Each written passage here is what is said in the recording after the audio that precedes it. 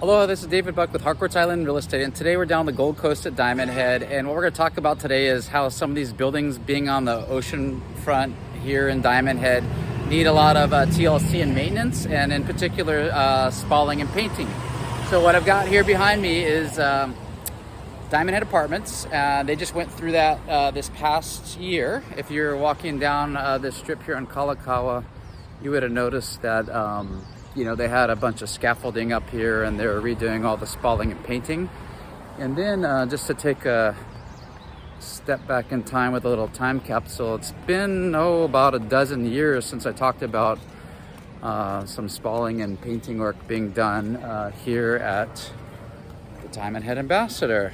That was back in 2012, and so fast forward to today, we are now in the year 2024, and as you can see, they're prepping everything here. They got the fountain covered just so they won't get any paint materials on it. But as you can see, that's what's actually going on here at the Diamond Head Ambassador.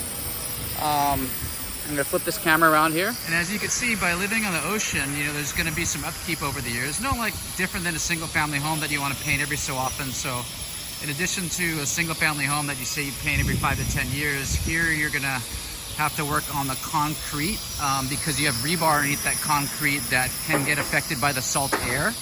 And ultimately every year, these buildings, excuse me, not every year, but every so often, they need to do some maintenance down here. Well, the Diamond Head Ambassador and Diamond Head Apartments aren't alone in having to deal with spalling.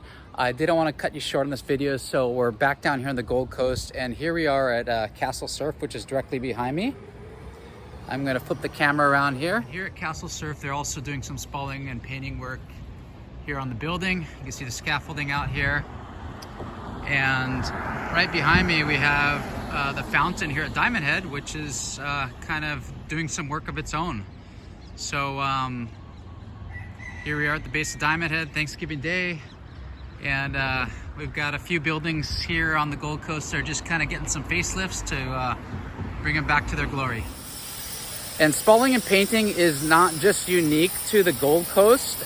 You see it on a number of buildings inland of the ocean here on Oahu.